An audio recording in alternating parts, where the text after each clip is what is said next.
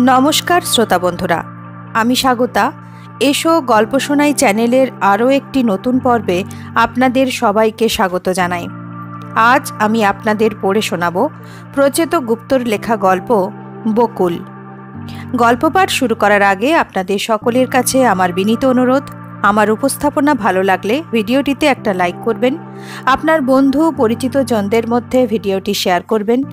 एछाड़ाओ यदि आपनी এই চ্যানেলে প্রথমবার এসে থাকেন এবং এখনো চ্যানেলটিকে সাবস্ক্রাইব না করে থাকেন তাহলে অনুগ্রহ করে চ্যানেলটি সাবস্ক্রাইব করে পাশে থাকা নোটিফিকেশন বেলটি প্রেস করে রাখবেন। এতে চ্যানেলে নতুন কোনো গল্প আপলোড হওয়া মাত্রই আপনাদের ডিভাইসে তার নোটিফিকেশন পৌঁছে যাবে। আপনাদের ভালোবাসা ও সহযোগিতা আমার একান্ত কাম্য। শুরু করছি আজকের গল্প বকুল, রচনায় প্রচেত গুপ্ত। গল্পটা কোনখান থেকে শুরু করব? আগে থেকে, পরে থেকে, নাকি এখন থেকে? কোনটা হলে ঠিক হবে? যদি এখন থেকে বলি তাহলে শুরুটা একরকম হবে, যদি আগে বা পরে থেকে বলতে যাই তাহলে হবে অন্যরকম। অনেকে বলে গল্প যেখান থেকেই শুরু হোক না কেন একই থাকে। আমি মানি না। আমার মনে হয় গল্পের শুরু গল্প সম্পর্কে এক ধরনের ধারণা তৈরি করে। সেই ধারণা যেমন ঠিক হতে পারে আবার ভুলও হতে পারে। সবথেকে বিপদ ঘটে যখন ধারণা হয় বিভ্রান্তিকর, আসল গল্পকে সে গুলিয়ে দেয়। বিষয়টা কি একটু জটিল হয়ে যাচ্ছে? মনে হচ্ছে যাচ্ছে। একটা উদাহরণ দিলে খানিকটা সহজ হতে পারে। ধরা যাক আগে থেকে আমার এই গল্প শুরু হলো। আমার স্বামীর নাম রঞ্জন। রোজ অফিসে বেরোনোর সময় সে আমাকে চুমু খায়, আমিও তাকে চুমু খাই। আমি ভাজাভুজি ভালোবাসি। রঞ্জন আমার জন্য চপ কাটলেট কিনে বাড়ি ফেরে। দুপুরবেলা খাওয়ার পর শেষ পাতে একটু দই পেলে রঞ্জন খুশি হয়। মিষ্টি দই নয়, সাদা দই। আগে কেনা দই খেত, কোনো দিন পেত, কোনো দিন পেত না। এখন আমি নিজেই বাড়িতে দই বসাই। রঞ্জন খুশি মনে খায়। শেষ হওয়ার পরও বলে, আর একটু হবে নাকি?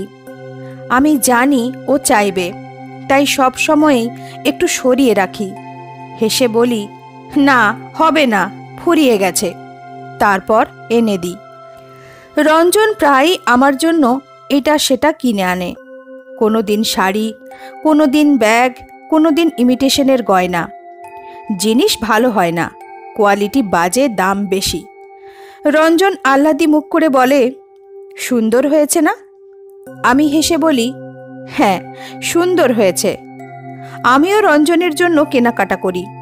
স্ট্রাইপ শার্ট পরলে ওকে হ্যান্ডসাম লাগে, সরু স্ট্রাইপ। আমি ওর জন্য স্ট্রাইপ শার্ট কিনি, পরিয়ে দেখি। এখানেই শেষ নয়, আরও আছে। আমি কোথাও গেলে রঞ্জন বারবার ফোন করে, বকুল কোথায় তুমি? এই তো আসছি। অনেকক্ষণ থেকেই তো আসছি আসছি বলছো, আসছো কই? ওরে বাবা, আর 1 ঘন্টার মধ্যে চলে যাব। 1 ঘন্টা? বলো কি, সে তো অনেকক্ষণ। আমি অতক্ষণ একা থাকব? কোনো কোনো দিন রঞ্জনও অফিস থেকে ফিরতে দেরি করে। আমি অস্থির হয়ে পড়ি। আজকাল রাস্তাঘাটে কত গোলমাল হয়। এই তো কদিন আগে মুম্বাইতে কি কাণ্ড হলো। কলকাতায় হবে না তার কি গ্যারান্টি? চিন্তা হয়। আমি রঞ্জনের জন্য ব্যালকনিতে গিয়ে দাঁড়িয়ে থাকি। রঞ্জন রাত করে আসে। দরজা খোলার পর ঘরে ঢুকেই ঘেমো গায়ে আমাকে জাপটে ধরে। আমি ঠেলে সরিয়ে দিই। নাক মুখ কুচকে বলি, মা গো, যাও আগে বাথরুমে ঢোকো। বাথরুম থেকে এলে হবে তো? আমি ডান হাত মুঠো করে কিল দেখিয়ে বলি, মার হবে। গল্পের এই শুরু থেকে কি মনে হচ্ছে? মনে হচ্ছে আমার আর রঞ্জনের জীবন সুখে ভালোবাসায় একেবারে মাখামাখি। ভবিষ্যতেও আমরা এই মাখামাখি জীবন কাটাবো, তাই তো? গল্পটা কিন্তু মোটেও তা নয়, একেবারেই অন্যরকম। বিয়ের দিন থেকেই রঞ্জনকে আমার অসহ্য লাগতে শুরু করে। স্ত্রীর প্রতি তার এই গদগদ প্রেম দেখলে আমার বমি পায়, মাথায় আগুন জ্বলে। আরও কিছুদিন পর বুঝতে পারি তাকে আমি ঘৃণা করছি। গল্পের শুরু সেটা বুঝতে দেয়নি, সে বিভ্রান্ত করেছে। অনেকক্ষণ ধরে আমার সম্পর্কে একটা ভুল ধারণা তৈরি করেছে। সেই ধারণা হলো আমি একজন ভালো মেয়ে, চমৎকার বউ। অথচ এই গল্পটাই যদি পরে থেকে শুরু হতো তাহলে ধারণাটা হতো উল্টো। তখন শুরুটা হতো এরকম: রঞ্জন আজ দেরি করে অফিস থেকে ফিরবে। খানিক আগে সে আমাকে ফোন করেছিল। তার জন্য মোবাইলে অ্যাসাইন টোন আলাদা, রবীন্দ্রসঙ্গীত। ওলো রেখে দে সখী রেখে দে, মিছে কথা ভালোবাসা, সুখের বেদনা, সোহাগ যাতনা, বুঝিতে পারি না ভাষা। মায়ার খেলার গান আমার ভালো লাগে না। রঞ্জনের আবার মায়ার খেলা খুব পছন্দের, সেই কারণেই গানটা রাখা। গানটা জোগাড় করে রিংটোনে লাগিয়ে রঞ্জনকে শোনালাম। রঞ্জন ভুরু কুঁচকে বলল, তুমি মায়ার খেলার গান রাখলে কেন? তোমার তো মায়ার খেলা পছন্দের নয়। আমি হেসে বললাম, তোমার ভালো লাগে তাই। রঞ্জনও হাসল, বলল, লাভ কি, আমি তো আর শুনতে পাবো না। তোমাকে বাইরে থেকে ফোন করব। বকুল, তুমি বরং এমন ব্যবস্থা করো যাতে গানটা ভেতরে বাজে। আমি ফোন করতে করতে শুনব, আমার ভালো লাগবে। আমি গাঢ় গলায় বললাম, না, তোমার ভালো লাগাটা আমার কাছে থাকবে। তোমার ভালো লাগার থেকেও সেটা জরুরি। মোবাইলে মায়ার খেলা বাজলো। আমি তাড়াতাড়ি ফোন ধরলাম। রঞ্জন বলল, আজ আমার ফিরতে রাত হতে পারে বকুল, তুমি খেয়ে নিও। আমার বুকের ভেতরটা ধড়াস করে উঠল। দেরি হবে? তাহলে রঞ্জন কি আজ বাড়িতে খাবে না? মুহূর্তখানেক চুপ করে থেকে নিচু গলায় বললাম, তুমি কি খেয়ে আসছো? না, বাড়ি গিয়ে খাবো। বস চেন্নাই থেকে আসছে, এয়ারপোর্টে রিসিভ করতে যাব। ফ্লাইট যদি লেট হয় তাই বলছিলাম। আমি হাঁপ ছেড়ে বাঁচলাম, বললাম, ঠিক আছে। তোমার বুকের চিনচিনে ব্যথাটা কেমন আছে? রঞ্জন হেসে বলল, দূর, ওটা কিচ্ছু না, অম্বলের ব্যথা, কখন ভ্যানিশ হয়ে গেছে। তাও তুমি ডাক্তার ঘোষকে একটা ফোন করে নাও প্লিজ। ছাড়ো তো, ডাক্তার লাগবে না। এবার আমি রাগের ভান করলাম। তুমি যতক্ষণ না ডাক্তারবাবুকে ফোন করবে ততক্ষণ আমি 2 মিনিট অন্তর অন্তর তোমাকে ফোন করে যাব। তুমি যখন এয়ারপোর্টে তোমার বসকে রিসিভ করতে যাবে তখনও করব। আমার এই উদ্বেগে রঞ্জন খুশি হলো। সব স্বামী চায় তার শরীরের ছোটোখাটো সমস্যা নিয়ে বউ উদ্বেগ দেখাক।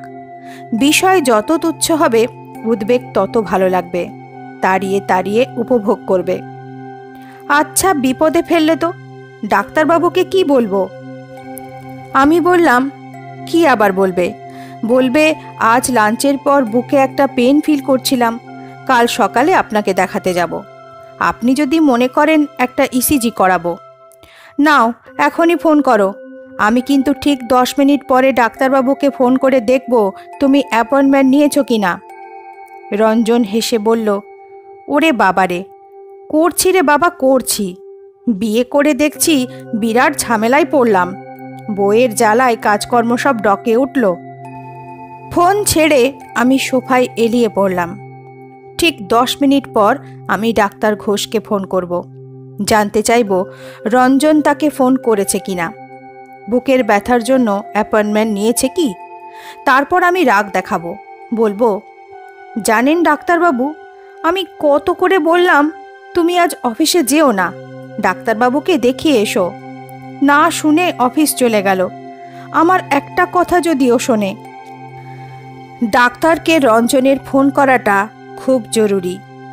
এটা আমার পক্ষে মোক্ষম একটা যুক্তি তৈরি করবে, অনেকটা অ্যালিবাইয়ের মতো।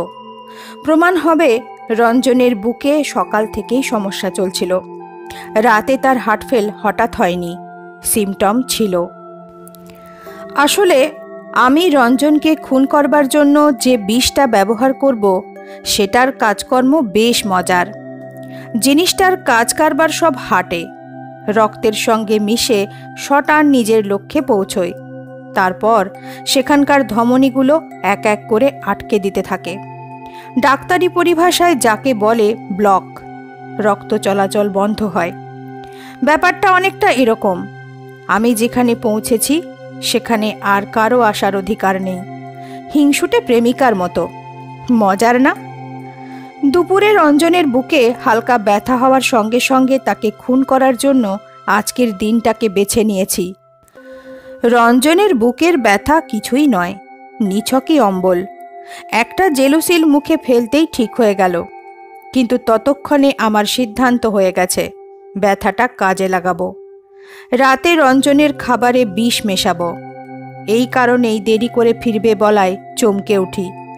তবে বাড়িতে কি খাবে না? তাহলে বিষটা খাওয়াবো কি করে? জলে মিশিয়ে খাওয়াতে সমস্যা হবে। এই বিষে একটা হালকা গন্ধ আছে, ভ্যানিলা আইসক্রিমের মতো। সব থেকে সুবিধে পুডিং জাতীয় কিছুর সঙ্গে মিশিয়ে দিলে গন্ধ আলাদা করা যায়। আমি ঝুঁকি নেব না। রঞ্জনের জন্য পুডিংই করব। রান্নার মাসি চলে গেলে দুধ জাল দেব।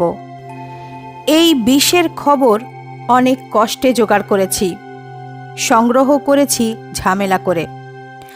মানুষ মারার পক্ষে জিনিস চমৎকার। পাকস্থলিতে প্রায় যায় না বললেই চলে, গেলেও দ্রুত রক্তে মেশে। ফলে পোস্টমর্টমে কিছু পাওয়ার সম্ভাবনা খুবই কম। রঞ্জনের এই কেসটায় অবশ্য পোস্টমর্টম হওয়ার ব্যাপার নেই। ডাক্তার ঘোষকে দিয়ে আমি ডেথ সার্টিফিকেট লিখিয়ে নেব। উনি তো জেনেই যাচ্ছেন রঞ্জনের হার্টে সমস্যা হয়েছে। হার্ট ফেল নিয়ে সন্দেহ হওয়ার কথা নয়। খুনের পর ডাক্তার ম্যানেজ করাটা খুনির জন্য সবথেকে গুরুত্বপূর্ণ। তিনি যদি মৃত্যুটাকে স্বাভাবিক বলে মনে করেন, সবটা জলের মতো সরল হয়ে যায়। এই বিষের কারণে হার্টের কাজ পুরোপুরি থামতে মিনিট 7-8 সময় লাগে। শুনেছি শেষের দিকের সময়টা খুব কষ্টের। রঞ্জনের কষ্ট আমি চোখে দেখতে পারবো না। ওই সময়টা আমি থাকবো ছাদে। পাশের বাড়ির রজনী মল্লিক খাওয়া দাওয়ার পর অনেক রাত পর্যন্ত ছাদে পায়চারি করেন। বৃদ্ধ মানুষ। আমিও হাঁটবো আমাদের ছাদে। ভদ্রলোকের সঙ্গে টুকটাক কথা হবে। এটা হবে আমার দ্বিতীয় অ্যালিবাই। রঞ্জনের মৃত্যুর সময় আমি তার ধারে কাছে ছিলাম না। ঘটনাটা বিশ্বাসযোগ্য করার জন্য গত 3 সপ্তাহ ধরে আমি মাঝে মধ্যে রাতের দিকে ছাদে এসে রজনী মল্লিকের সঙ্গে কথা বলছি। আজ যখন বলবো তখন রঞ্জন নিচে মৃত্যু যন্ত্রণায় ছটফট করবে। পরিকল্পনা কেমন? আচ্ছা, এবার গল্পটা সম্পর্কে কেমন ধারণা হচ্ছে? নিশ্চয়ই মনে হচ্ছে এটা একটা নিষ্ঠুর মেয়ের গল্প। মেয়েটির নাম বকুল। সে তার স্বামীর সঙ্গে বিশ্বাসঘাতকতা করেছে, তার সঙ্গে ভালোবাসার অভিনয় করেছে। তার কাছে ভালোবাসা নামক বস্তুটির কোনো মূল্য নেই। সেই কারণেই ভালোবাসা তার অসহ্য লাগে। ভালোবাসাকে সে ঘৃণা করে। সেই ঘৃণা এতটাই যে তাকে খুন পর্যন্ত ঠেলে নিয়ে যেতে পারে। না, এটাও ঠিক হলো না। আমি ভালোবাসার কাঙাল। সেই ছোটবেলা থেকেই ভালোবাসার জন্য ছটফট করেছি। আমার যখন 9 বছর বয়স, আমার মা আমাকে আর বাবাকে ছেড়ে চলে যায়। যে লোকটার সঙ্গে যায় তাকে আমি খুব পছন্দ করতাম। জন্ম থেকেই তার বাড়িতে আসা যাওয়া দেখেছি। বাবার বন্ধু। মানুষটা একদিনের বেশি 2 দিন না এলে কান্নাকাটি জুড়তাম। সেই কান্নাকাটি শুনে মা মাঝে মধ্যে রেগে যেত। আমাকে দুঘা দিয়ে বলতো, একটা বাইরের লোকের জন্য এত সোহাগ কিসের? যখন শুনলাম মা সেই বাইরের লোকের সঙ্গে চলে গেছে এবং চিঠি লিখে গেছে আর কখনো ফিরবে না, তখন এতটাই হকচকিয়ে গিয়েছিলাম যে দুঃখ করতেও পারিনি।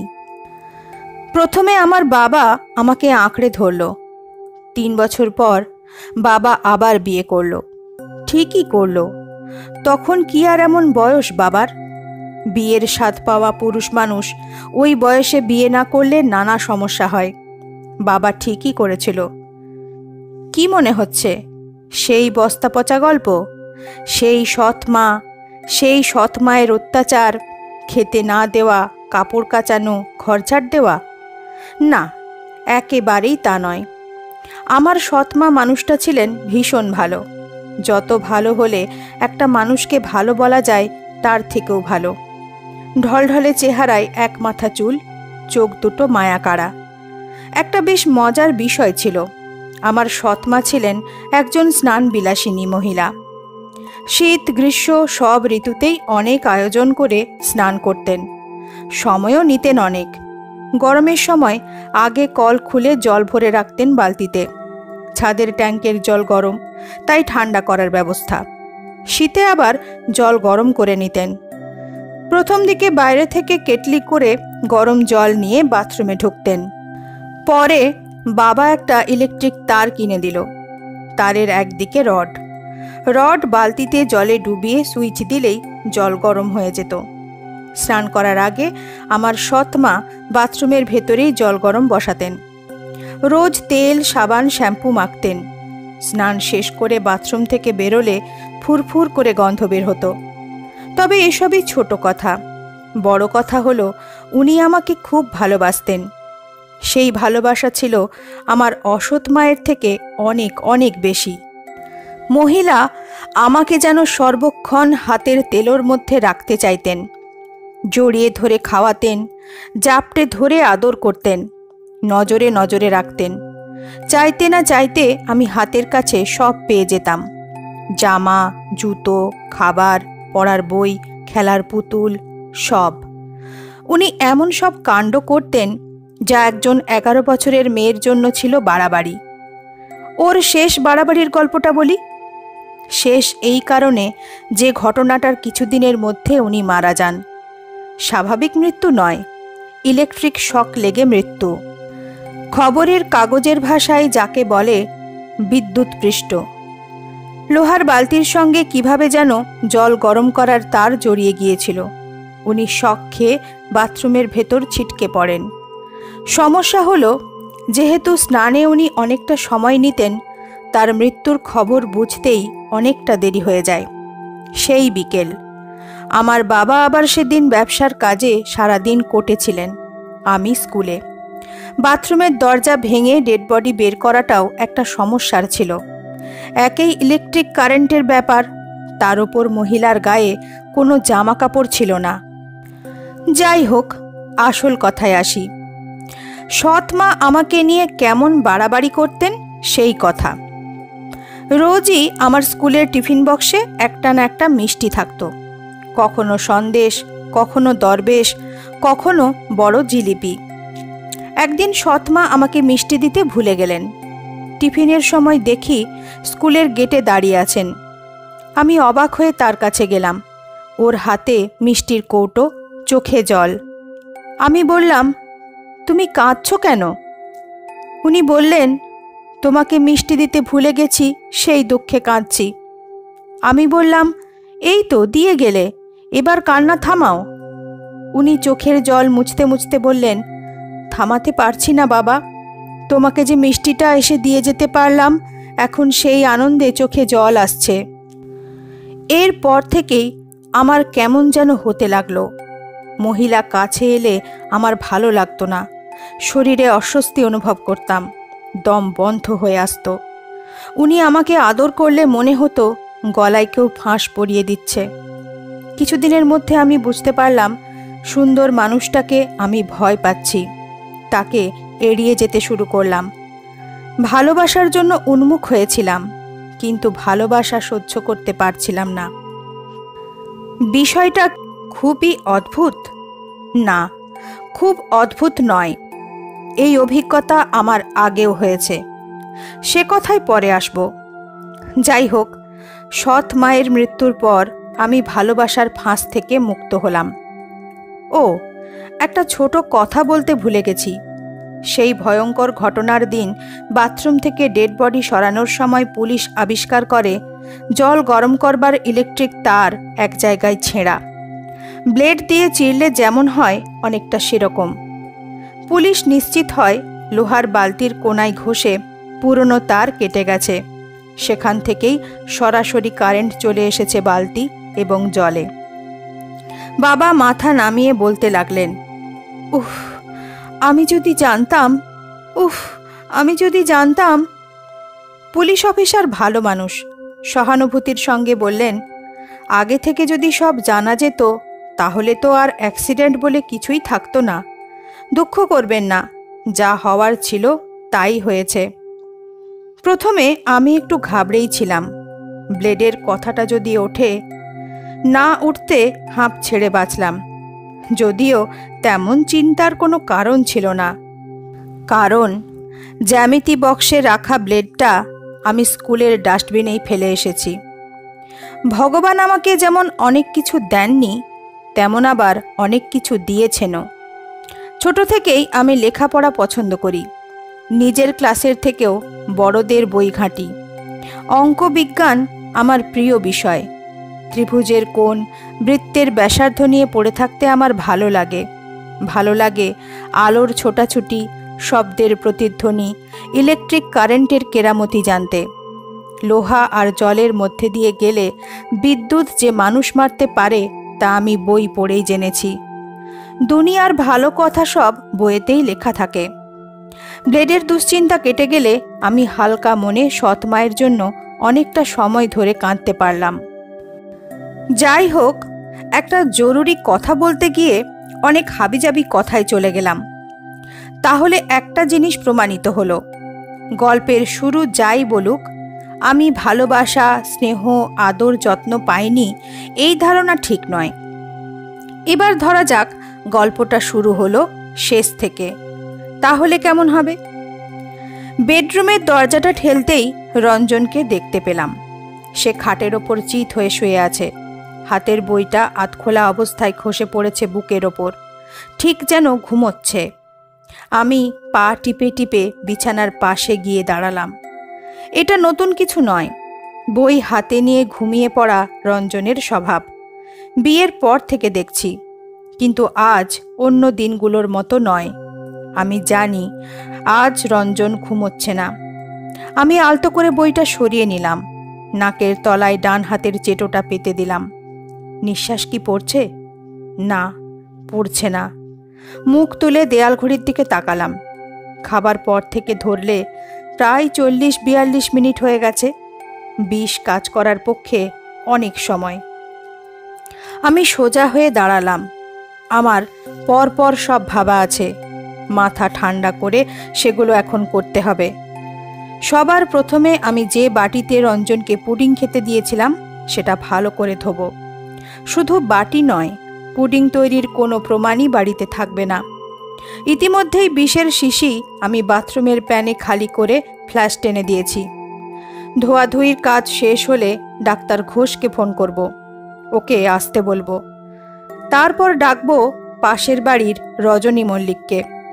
তিনি আসার আগে ফোন করব ব্যারাকপুরে রঞ্জনের দিদিকে। তবে আরেকটু অপেক্ষা করতে হবে। এই ফাঁকে দরজা টেনে দিয়ে আরেকবার ছাদে ঘুরে এলে কীরকম হয়? না, থাক, কাজগুলো মাথা ঠান্ডা করে শেষ করি। রাতে খাওয়ার পর আমি ছাদে গিয়ে হাঁটি। রোজ নয়, মাঝে মধ্যে হাঁটি, যেদিন শরীরটা আনচান করে সেদিন। অনেক সময় শরীর নয়, মনের জন্যও ছাদে হাঁটি। মনটা হয়তো কোনো কারণে বিক্ষিপ্ত, একটু খোলা আকাশের তলায় রইলাম। অবশ্যই খুব শীত বা বৃষ্টিতে এটা সম্ভব হয় না। আমাদের পাশের বাড়িতে থাকেন রজনী মল্লিক, বুড়ো মানুষ। উনিও রাতে খাওয়ার পর ছাদে ওঠেন। আমার সঙ্গে একটা দুটো কথা হয়, একেবারে সাধারণ কথা। উনি আবার আমাকে ঠাট্টা করে বৌমা ডাকেন। বুড়ো মানুষ, বেশ লাগে শুনতে। কি বৌমা, আজ কি রান্না হয়েছিল? বেশি কিছু নয় মেসোমশাই, খুব সামান্য। সামান্যটাই কি শুনি?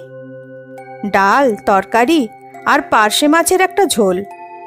Very good. তা আমাদের রঞ্জনবাবু রাতে ভাত খান নাকি রুটি? ভাত। দুবেলা ভাত না হলে ওর আবার চলে না মেসোমশাই। বাহ, তোমার কর্তাটি তো দেখছি একেবারে মাছে ভাতে বাঙালি। হে হে হে। রঞ্জন রাতে আমার ছাদে ওঠা পছন্দ করে না, আবার স্বাস্থ্যের কারণে বারণও করতে পারে না। সে অবশ্য নিজে কখনো ছাদে ওঠে না, খাওয়া হলেই দুম করে বিছানায় গিয়ে শুয়ে পড়ে।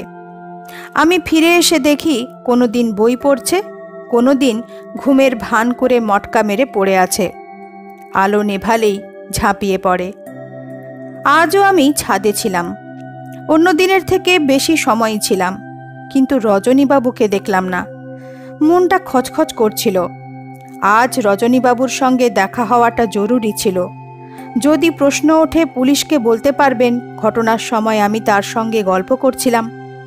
গল্পের বিষয় ছিল পার্শে মাছের ঝোল। এখন কি একবার ট্রাই নেব? কোনো কারণে হয়তো ভদ্রলোক আজ দেরি করে ডিনার করেছেন। এবার গেলে দেখা হয়ে যেতে পারে। আমি ঘরের আলো নেভানোর আগে আবার গিয়ে রঞ্জনের বুকের ওপর আলতো করে হাত রাখলাম। না, ধুকপুকুনি নেই। আলো নিভিয়ে পায়ের কাছে ভাঁজ করে রাখা চাদরটা গায়ে দিয়ে দিলাম। এই হলো গল্পের শেষ দিয়ে শুরু, রঞ্জনের মৃত্যু দিয়ে। সত্যি কথা বলতে কি, এতেও কিন্তু গল্পের প্রতি সুবিচার হলো না। সবাই ভাববে এটা একটা খুনের গল্প। না, একটা নয়, দুটো খুনের গল্প। তবে প্রথম খুন অর্থাৎ সৎ মাকে শক দিয়ে মারার কথাটা গল্পে পাওয়া যেতে পারে, আবার নাও পাওয়া যেতে পারে। যদি পাওয়া যায় তাতেও কি গল্পের মূল বিষয়টা ঠিক থাকবে? থাকবে না, কারণ গল্পতে দুটো নয়, তিনটে খুন রয়েছে। তাই গল্পটা খুনের গল্প নয়, ভালোবাসার গল্প। সেই খুনটার কথা না জানলে এটা বোঝা মুশকিল। কিন্তু সমস্যা হলো খুনটার কথা কিভাবে বলবো বুঝতে পারছি না। একটা জটিলতা দেখা দিচ্ছে, সময়ের জটিলতা।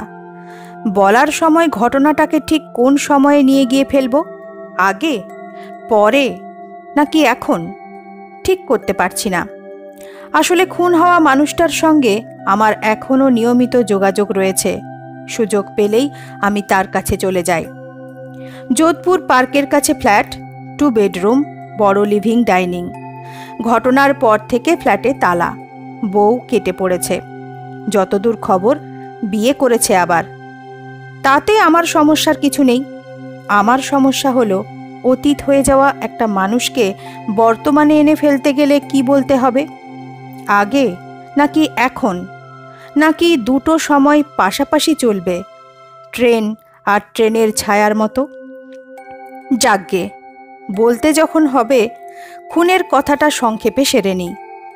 ঘটনাটা ছিল সোজা সাপটা, যাকে বলে 1 ডাইমেনশনাল। ছেলেটার নাম তীর্থ।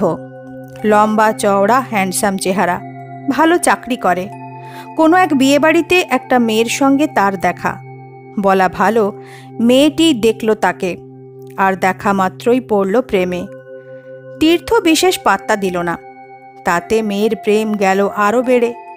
প্রেমের নিয়মই তাই, কঠিন ঠাঁইতে ফরফর করে বাড়ে, জল বাতাস পাওয়া চারাগাছের মতো। তবে এতেও তীর্থর কিছু এসে গেল না। সে মেয়েটিকে আরও এড়িয়ে যেতে লাগলো। মেয়ের তখন পাগল পাগল অবস্থা, নাওয়া খাওয়া বন্ধ। এমনকি 3য় শ্রেণীর প্রেমের কায়দায় সুইসাইডের হুমকি দিয়ে চিঠি পর্যন্ত পাঠিয়ে বসল। তাতেও ছেলে তেমন টলল না। মেয়ের অবস্থা হলো শোচনীয়। শেষ পর্যন্ত অবশ্য মেয়েটি জিতেই যায়। গজগজ করতে করতে বিয়েতে রাজি হয়ে গেল তীর্থ। মনে হয় মেয়ের কান্নাকাটি দেখে করুণা হয়েছিল। তবে ফুলশয্যার রাতেই সে কঠিন গলায় বউকে বলে দেয়, বিয়ে করেছি মানে ভেবো না আমি তোমার মুখের দিকে হাঁ করে চেয়ে বসে থাকবো। আমি চলবো আমার মতো, তুমি চলবে তোমার মতো। নিজের নিজের কাজ নিয়ে থাকবো। অতিরিক্ত সোহাগ আহ্লাদের কোনো প্রয়োজন নেই। মেয়ে খুশি হয়ে মাথা নাড়ল। সে এটাই চায়। সে এমন একজন পুরুষ মানুষকে ভালোবেসেছে, ভালোবাসার ব্যাপারে যে উদাসীন, কঠিন এবং নির্মম। তাই সে আলাদা, তাই সে লোভনীয়। কিন্তু বিয়ের কিছুদিন যেতে না যেতেই জল গড়ালো উল্টো দিকে। তীর্থ গিয়ে পড়ল তার বউয়ের ঘাড়ে। সারাক্ষণ চোখে হারায়। দূরে গেলে ডাকাডাকি করে, কাছে থাকলে হাঁ করে মুখের দিকে চেয়ে থাকে। একেবারে নেতা চোবড়া অবস্থা। মানুষটা পুরোপুরি গেল বদলে। বউয়ের সঙ্গে লেপ্টে থাকতে গিয়ে কাজকর্মও শিখেই তুলল। লোকে আড়ালে হাসে, সামনে ঠাট্টা করে, তবে বেশি দিন নয়। এই অবস্থা চলল ঠিক বছরখানেক। মেয়েটি একদিন তীর্থর সঙ্গে ঠান্ডা গলায় কথা বলল, আমি চললাম। যে মানুষটাকে আমি ভালোবেসেছিলাম তুমি সেই মানুষ নও। এত ভালোবাসা আমার সহ্য হচ্ছে না, দম বন্ধ হয়ে আসছে।